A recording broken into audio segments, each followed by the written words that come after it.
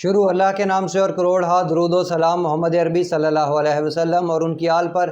میں ہوں ڈاکٹر رؤف رانا اور آپ میرا یوٹیوب چینل دیکھ رہے ہیں۔ آج کی اس ویڈیو میں ہم ڈسکس کریں گے فلیکسن ٹیبلٹ کے بارے میں۔ فلیکسن ٹیبلٹ ایک پین کلر دوا ہے کہ جو درد کی کیفیت، سوجن کی کیفیت کو ختم کرنے کے لیے استعمال کی جاتی ہے۔ اس کے جو ایکٹیو انگریڈینٹ ہے وہ نیپروکسن ہے، جو کہ نان سٹیرائڈل اینٹی انفلیمیٹری ڈرگ ہے، یعنی کہ یہ سٹیرائڈ نہیں ہے لیکن جسم سے درد کی کیفیت اور سوجن کی کیفیت کو ختم کر دیتا ہے۔ اب ہم بات کرتے ہیں اس کے یوزج کے بارے میں۔ جیسا کہ میں نے آپ کو انٹروڈکشن میں بتایا کہ یہ ایک پین کلر دوا ہے، درد کش دوا ہے، تو یہ جسم سے درد کو ختم کرنے، سوجن کو ختم کرنے کے لیے استعمال ہوتی ہے۔ اس کا زیادہ تر استعمال دان درد میں، جسم درد میں، ہڈیوں کے درد میں، جوڑوں کے درد میں، پٹھوں کے کھچاؤ میں، مسل پل ہونے میں، آرتھرائٹس کے درد میں، آسٹیو آرتھرائٹس میں ایز اے پین کلر اس دوا کا استعمال کروایا جاتا ہے۔ اس دوا کا استعمال خواتین میں ماہواری کے درد کو کنٹرول کرنے میں بھی کروایا جا سکتا ہے۔ اب ہم بات کرتے ہیں اس کے ڈوزج کے بارے میں۔ کچھ لوگوں میں اس دوا کی ایک گولی استعمال کروائی جاتی ہے، یا اگر کنڈیشن زیادہ سویر ہو اور درد بار بار ہو رہا ہو تو صبح اور شام ایک گولی اس کی استعمال کروائی جا سکتی ہے۔ لیکن بہتر یہ ہے کہ اس دوا کا استعمال ڈاکٹر یا فارماسسٹ کی ہدایت کے مطابق ہی کرنا چاہیے۔ اگر خود سے اس دوا کا استعمال کرنا ہے تو ایک گولی سے زائد دن میں اس دوا کا استعمال نہیں کرنا چاہیے۔ اب ہم بات کرتے ہیں اس کے سائیڈ ایفیکٹس کے بارے میں۔ بہت ساری ادویات کی طرح اس کے بھی سائیڈ ایفیکٹس ہوتے ہیں، لیکن ضروری نہیں کہ جو بھی شخص اس دوا کو استعمال کر رہا ہو اس کو اس طرح کے سائیڈ ایفیکٹس ہو رہے ہوں۔ ہزاروں میں سے چند ایک لوگوں کو یہ سائیڈ ایفیکٹ ظاہر ہو سکتے ہیں۔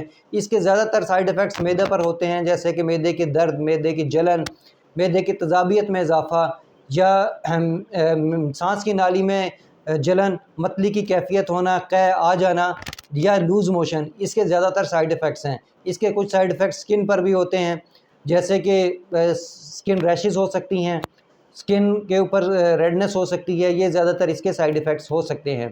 اب ہم بات کرتے ہیں کہ کن ادویات کے ساتھ اس کا استعمال نہیں کرنا چاہیے۔ اس کا استعمال دیگر جو پین کلر ادویات ہیں اس کے ساتھ نہیں کرنا چاہیے، جیسے کہ بروفین، ڈکلوفینک، سن فلیکس یا اس طرح کی دوسری پین کلر ادویات ہیں، ان کے ساتھ اس دوا کا استعمال نہیں کرنا چاہیے۔ اگر آپ ایک ٹائم میں 2 پین کلرز لیں گے تو اس کے جو معدے پر سائیڈ ایفیکٹس ہیں وہ ورس ہو سکتے ہیں۔